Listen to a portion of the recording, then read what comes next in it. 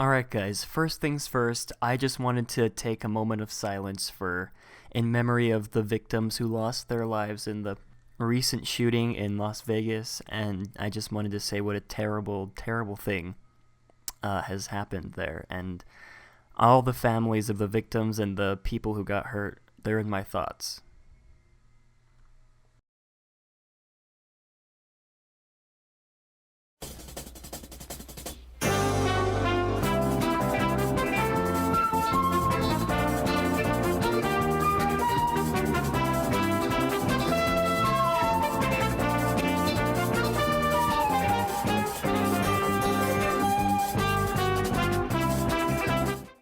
Hey there Mountaineers, welcome to episode 9 of Historyland. I'm Matterhorn Matt, and in this episode we'll be talking about Walt Disney's original idea for Epcot.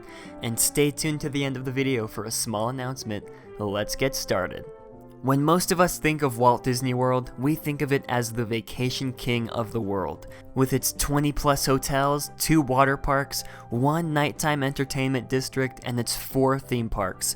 But back when Walt was originally outlining the plans for his new Disney World, it included much more. To discuss the history of Epcot, we'll have to go back in time to 1954 when Disneyland was under construction. Since the budget for the park was tight, Walt didn't have enough money to buy up enough land in the small town of Anaheim, and because of that, businesses began popping up all around the park. Because of that, Walt wanted to buy up enough land for his newest project he'd been working on. So in 1965, using various dummy corporations, Walt began secretly buying land in Florida that amounted to 43 square miles.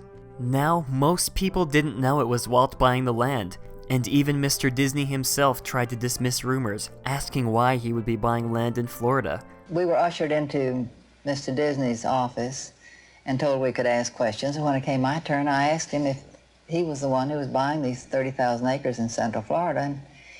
And it stunned him so that it made me think maybe he was.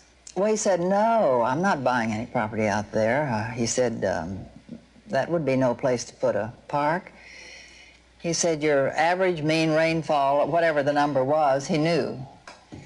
And he called up Orlando, Central Florida, which was unusual because nobody at the time had really ever heard of Orlando. Mm-hmm. And he knew exactly where it was. He knew how many tourists were here every year, how much it rained all summer. He knew entirely too much about the area not to have had a reason to. No, I didn't believe him. He wasn't a very good liar. But here Walt would take on his biggest challenge yet by creating a world of magic and innovation. Coming up next, learn about Disney history with Matterhorn Matt on Historyland.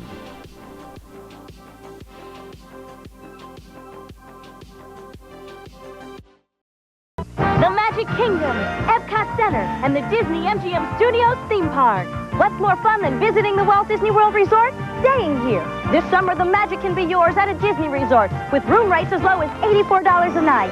It's the Disney Summer Spectacular. Hurry and call 1-407-WDisney or your travel agent for reservations. And live the fantasy at a Disney resort for as little as $84 a night. Walt Disney World. This summer, stay in the middle of the magic.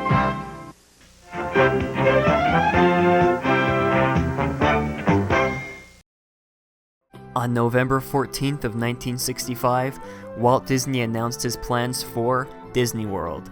To be built between Orlando and Kissimmee, located only a few miles from Interstate 4, Walt went after his most ambitious dream yet. This Disney World was to be very different from the Walt Disney World we have today, and all of Walt's plans were very elaborate. Walt announced that there would be an East Coast version of Disneyland, along with hotels, motels, and recreational activities for guests. This part of the project was already 5 times the size of Disneyland in California. Walt also planned to build his own Airport of Tomorrow, and an entrance center for guests, and an industrial park. But the crown jewel of Walt's Florida project was Epcot. Epcot stood for Experimental Prototype Community of Tomorrow. We call it Epcot, spelled E-P-C-O-T. Experimental Prototype Community of Tomorrow. And would be a planned environment demonstrating to the world what American communities can accomplish through proper control of planning and design. Epcot would be a living blueprint for the future of developing solutions to city problems. The community was to be built in the shape of a circle that radiates out like a wheel from the center into 3 core sections. The first being business and commerce area in the center, with a shopping and dining district that reflects the culture and flavor of locations around the world, in an enclosed climate-controlled environment. Above this would house the icon of Epcot, a 30-story cosmopolitan hotel and convention center. The second was the high-density apartment housing area. The apartments would be constructed in a way that would allow ease of change, so new products could be used and tested in the homes. And lastly, the greenbelt and low-density residential areas. Schools, churches, and recreational complexes would be located on the greenbelt, and a residential area with neighborhoods along the perimeter. The houses would be built similar to the apartments, whereas they could be easily changed. People would travel short distances by people movers and long distance by monorail. In fact, there would be a long monorail track starting from the theme park that travels all the way down to the airport of tomorrow. All automotive vehicles would be kept underground and kept out of sight, leaving the pedestrians safe above ground. Epcot was to be more than just a community where people would live. It will be a community of tomorrow that will never be completed, but will always be introducing and testing and demonstrating new materials and new systems. And Epcot will always be a showcase to the world for the ingenuity and imagination of American free enterprise. Everyone in Epcot would be employed. That way there would be no slums or ghettos. Residents would either be employed in the theme park, the shopping centers, the hotel/convention center, the airport, the welcome center, or the industrial park. But tragedy struck in 1966, leaving the future of the project in question. Up next, learn about Disney history and more with Matterhorn Matt on Historyland.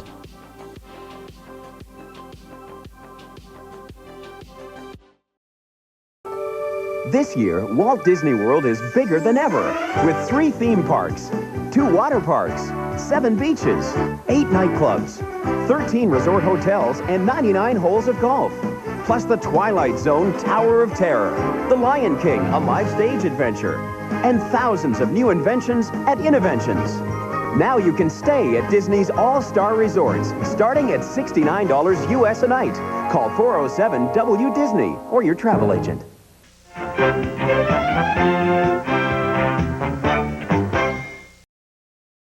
On December 15th, 1966, Walt Disney passed away from lung cancer.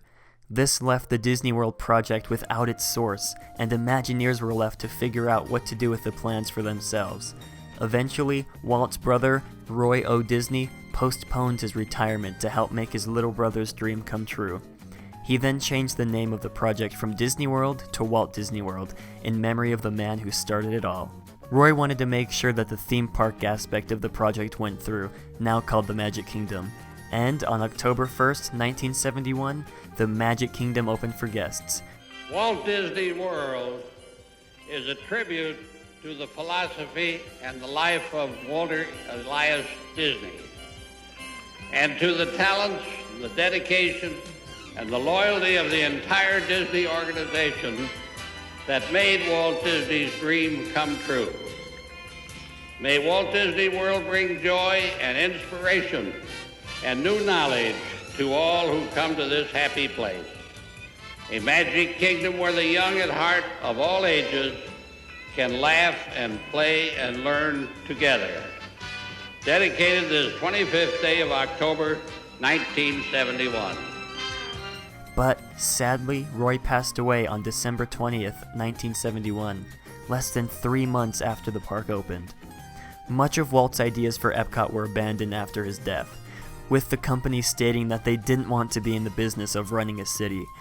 But the concept evolved into Walt Disney World's second park, Epcot Center.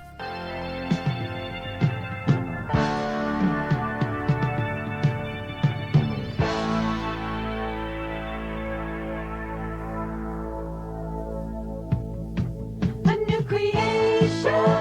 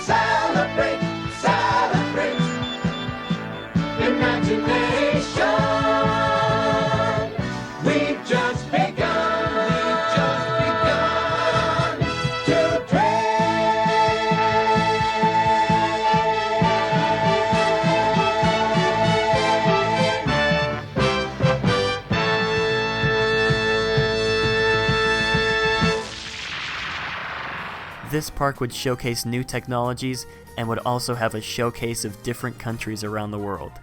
This park is more of a permanent World's Fair than the City of Tomorrow, but I think Walt would have been proud of what it was. More recently, in 1994, the Disney Company opened Celebration, Florida. Celebration is a small town of around 8,000 people that Disney constructed themselves.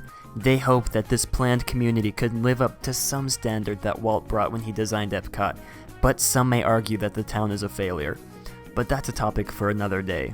And since the days of Epcot Center's opening, the park has drastically shifted focus from a permanent World's Fair to more of a park with attractions that the whole family can enjoy, with the removal of Ellen's Energy Adventure and its Guardians of the Galaxy-inspired roller coaster to replace it. But that's another topic for another day. But hopefully one day we'll see a community of tomorrow that lives up to Walt's standards and brings innovation to the whole world. And that's the basic history of Walt Disney's original plan for Epcot. I know there's a lot more to talk about, so Alex and I are dedicating a whole episode of Matterhorn Mondays to the subject, in light of Epcot's recent anniversary. And as for the announcement, Historyland will be releasing every other week, with a short excerpt from the latest episode of Matterhorn Mondays releasing the weeks that Historyland is off. There's just not enough time for me in the day to produce the show, and having 2 weeks in between will give me the opportunity to perfect each episode. I hope you all understand, and this is by no means canceling any of the series on my YouTube channel. Historyland is here to stay, and so is Matterhorn Mondays.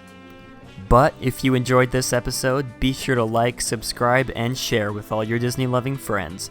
And as always, I want to know if you thought Epcot would have worked, and any questions or concerns you have if the city would have been built.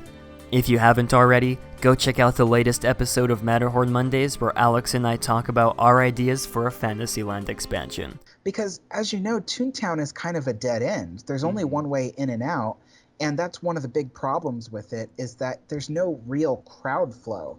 And so I think that what they could do is use that backstage road as a second entrance from the area where Big Thunder Ranch turns into Fantasyland, and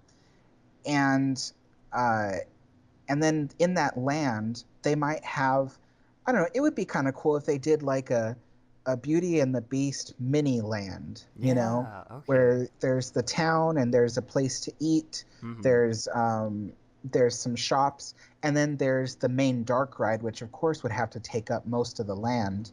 But then you could also enter back into Fantasyland through the current Toontown entrance that is there today. Links are in the description to my Twitter and Patreon, and as always, see you next time, Mountaineers. Have a great big beautiful tomorrow.